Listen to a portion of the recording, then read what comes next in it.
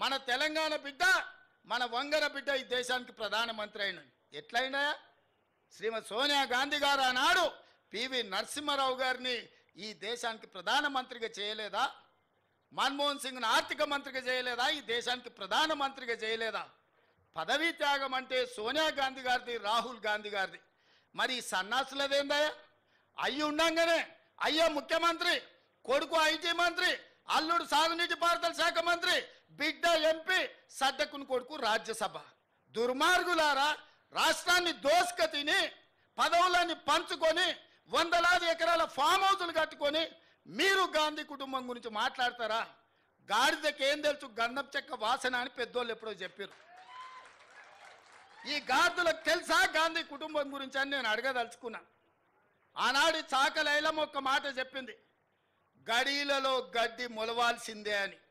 సాయుధ రైతాంగ పోరాటం గడీలలో గడ్డి మొలిసింది, గడీలు బద్దలై ప్రజాస్వామిక పాలన వచ్చింది. ఇవాళ నేను చెప్తున్న బిడ్డ, మీ ఫామ్ హౌజులలో జిల్లేళ్ళు మొలిపిస్తా. మీరు అనుకుంటురేమో మీరు అడ్డగోలుగా మాట్లాడితే కాంగ్రెస్ పార్టీ కార్యకర్తలు రేవంత్ రెడ్డి చూసుకుంటూ ఊరుకుంటాడేమని ఇవాళ చెప్తున్న రాజీవ్ గాంధీ సాక్షిగా సచివాలయం ముందల బిడ్డ, మీ ఫామ్ హౌజులలో జిల్లేళ్ళు మొలవాలి. ఫామ్ హౌజులలో మీరు జీవిస్తున్నాం, మా ఫామ్ హౌజులు మమ్మల్ని కాపాడుతాయేమని మీ ఫామ్ హౌజులలో జిల్లేళ్ళు మొలిపించే వరకు కాంగ్రెస్ పార్టీ కార్యకర్తలు ఎవరు విశ్రమించబోరనే సంగతి నేను చెప్పదలుచుకున్నా. అందుకే మిత్రులారా, ఈడ తెలంగాణ తల్లి విగ్రహం పెట్టాలనుకున్నాడంట. నేను అడుగుతున్న దిక్కుమాలినోని, తెలంగాణ తల్లి విగ్రహం పెట్టడానికి 10 ఏళ్ళు పడతాదే?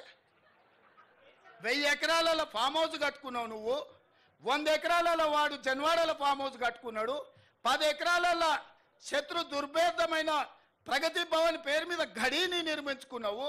వాస్తు సక్కయలేదని నీ కొడుకు సంకనాకనికి పోతున్నాను సచివాలయం కట్టుకున్నావు. 1,00,000 కోట్లు దిగమింగిన కాళేశ్వరం